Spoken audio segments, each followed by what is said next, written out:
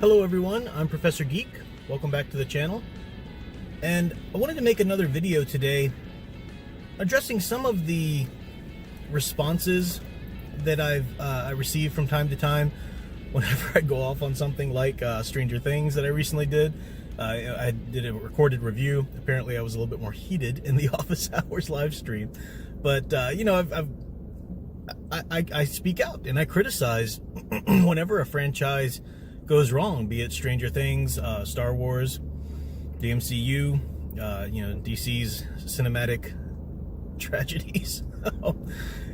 And I always, every time I do, I receive variations of similar responses from some people.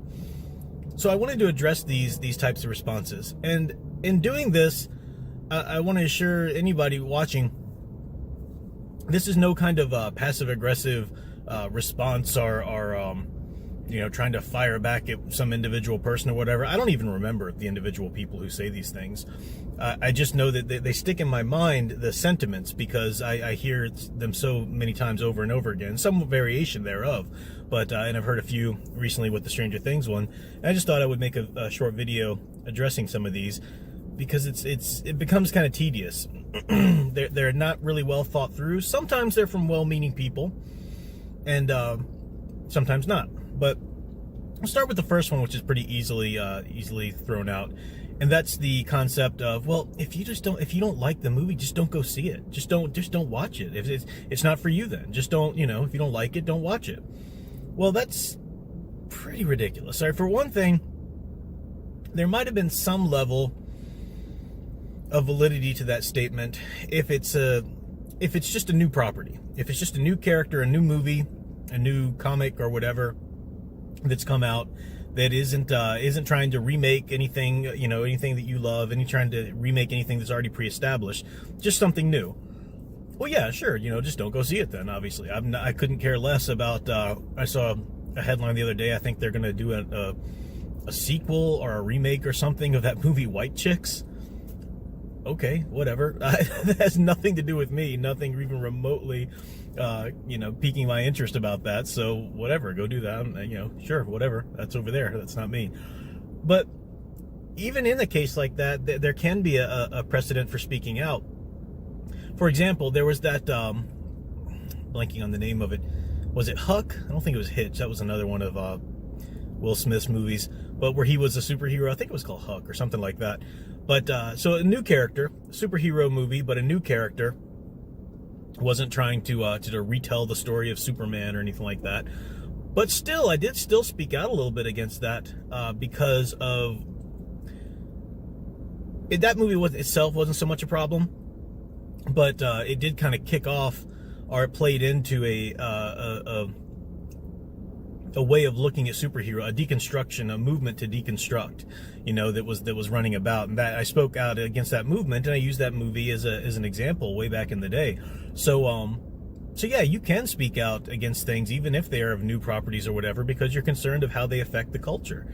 You live in this culture, you live in this society. You can speak out against things that affect it. That's, you know, you have every right to do that.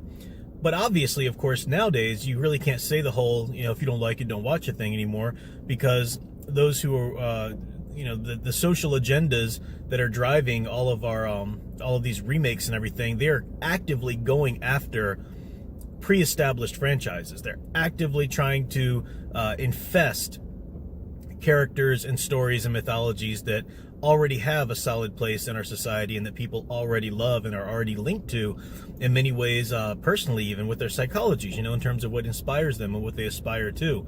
So yeah, you know, going after, you know, trying to deconstruct Superman or trying to deconstruct the entire damn Star Wars franchise. I mean, you know, everything Disney's doing there, everything that they're going to do now going forward with the MCU and so forth. So it's kind of you don't even hear many people say that anymore. If you don't like it, don't watch it. I mean, there's still, you know, some idiots out there who will stick to that, but it's a moot point, you know, because the people who are trying to remake everything according to their political and social agenda platforming are actively going after the pre-established properties. So that's kind of silly.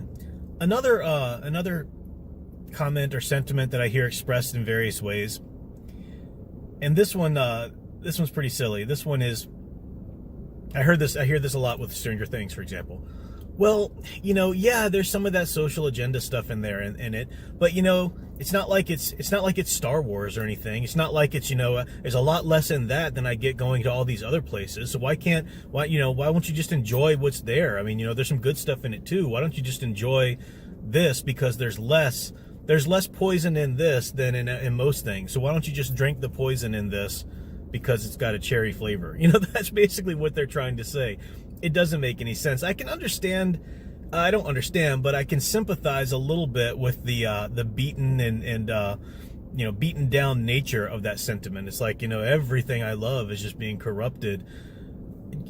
Rather than like turn my back on everything I love, maybe I can at least just watched it to see the logo that I love, at least, flown over the title sequence before it gets to all the crap, but that's not a logical stand to take, because that doesn't draw any line in the sand. That doesn't tell them enough.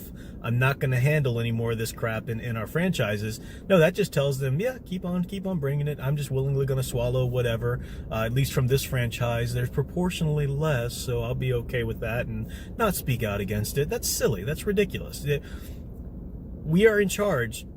It doesn't feel like it very many times, but we are in charge of our mythology. As a society, as our culture, we are in charge of it. We tell storytellers and myth makers what we will accept and what we won't. Now they're trying their damnedest to turn that around and not give us that power. I mean, think about how many films have failed. The Fake Busters. We're going to make them all women now. The Ocean's 13 movie didn't give anywhere near what it was succeeded. But yet they're still going to bring out the Charlie's Angels feminist remake. They're still going to bring out 007, which is going to have the feminist retooling and everything like that. They're trying just to shove it down your throat, no matter what. Warner Brothers tried that. Warner Brothers failed. Disney's doubling down and tripling down and just determined. It's like a pissing match with Disney now. They're just like, their egos are so involved in this, the success of their social agenda platforming. But we have to keep standing up and saying no, absolutely not. So for something like Stranger Things, the most recent case, when a season 3 comes out, that's suddenly just such a vast departure away from the first 2 seasons in terms of a lot of things, but primarily the social agenda, seeping through and the wokeness and whatnot. You need to make a noise. You need to step out and say, no, that's no. I'm not saying you need to suddenly boycott and tear down everything that has the Stranger Things logo in your house or anything. I'm saying you need to make your voice heard and say, no, we're not going to accept that. No more of that. If you put out a season 4, you better return to what works and stop it with this, we're going to expand and reinvent ourselves and all the wokeness nonsense. You have to speak out. You can't just, it's not as bad as other things, so I'll just go ahead and take it. Well, you don't drink the poison no matter how little of the poison is in your water. You go seek out a fresh source. So yeah, that's nonsense. The final thing that I'll address just in this video so it doesn't run too long is I hear some people, and this is mostly from well-meaning people, but not everybody gets as upset or as passionate as I do about some of these things. But that's because this is my life. This is my passion. It's it's what I've built my career on. It's all of my hobbies and everything. My free time is just invested in this, as well as professional time. My livelihood itself is invested in cultural mythology. And, as well as personally, I take, from my heroes and learn and inspire and aspire to them and everything like that. So I'm going to feel very passionate and very upset when there's nonsense going on and all of these, social justice shenanigans being, played around with the craft and the quality of storytelling in my franchises. Not everybody, expresses themselves as passionately as I do. But sometimes I'll hear people say, maybe you just need to take a break from it. Maybe you just need, you're getting really upset. Maybe you just need to take a break from it. That's ridiculous. Some people just can't handle, are uncomfortable with passionate reactions. They're uncomfortable with strong emotions. They're uncomfortable with, not that it's just, I speak out with arguments. I'm not just, ranting and railing and calling things names or anything like that. I give arguments. But some people just can't handle that. They're uncomfortable with it. They're so they're so agreeable, so high in agreeableness that they can't deal with conflict. So they try in subtle little ways, sometimes not even knowing they're doing it, but they'll try to shame you for daring to take a stand, for daring to speak out in an abrupt manner even sometimes. So they'll say, oh, maybe you just need to take a break. Maybe you just need to go back and watch some of the films that you do love and stuff like that. And when they're, even if they're well-meaning in that, think about what they've said. They're saying you need to get out of the game. You need to remove yourself from this war and go do something else, so we don't have to hear you getting so abrasive and so angry. You know, grow a set of balls, for crying out loud. I don't care how well-meaning that kind of comment is. This is a culture war. It is a war. You know, not one physically that we're fighting. We don't want to go hurt anybody physically by any means, but it's a war in the scenario, or in the respect that we have to continue to speak out against these, you know, this socially political infestation of platforming, which hurts the story. It hurts the quality. It hurts the resonance. It hurts the mythological nature and purpose of these tales in our society, in our culture, and to each of us individually as well. Never stop speaking out. Never stop. Always keep an open mind, and always be willing to think things through, and always be willing to make arguments, consider your arguments, strengthen your arguments, change your arguments if need be, but draw that line in the sand. Don't listen to these people who just, you know, the princesses out there can't handle the conflict. Oh, you got a little angry in that last video. That makes them uncomfortable. Get over it. Get the freak over it. This is, like I said, this is a culture war, and lines need to be drawn in the sand. People need to get passionate. People need to be angry, not to the extent where they sacrifice logic for emotion, like I said, but people need to speak out and do it abrasively and abruptly when you need to. That's there's nothing wrong with aggression.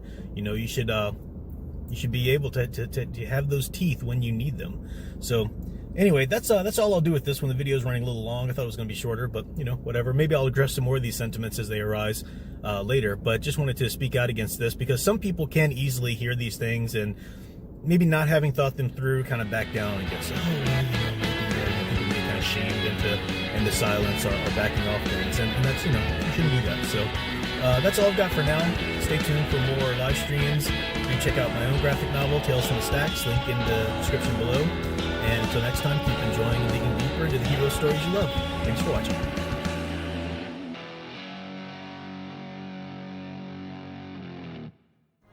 Do you like comics that are unafraid to portray women as feminine and men as masculine? Do you enjoy being entertained rather than preached to? If so, then you'll love my own graphic novel, currently on Indiegogo. Tales from the Stacks is an anthology series in the vein of The Twilight Zone or Tales from the Crypt. It contains 3 uncanny tales to thrill and haunt you long after reading. With interior art by Dave T. and variant covers by John Malin, Kyle Ritter, and Kyung Lee, you have lots of options to choose from. You can find the link in the description below, or search Indiegogo for Tales from the Stacks, and tell the comic industry you don't have to settle for their social agenda platforming. Thanks. And last but not least, don't forget that your Professor Geek now has a merch store. Check out the current options, from t-shirts to magnets to the iconic Professor Geek coffee mug, and let me know if you'd like to see something else. The link is in the description, or you can go to cafepress.com/ProfessorGeek.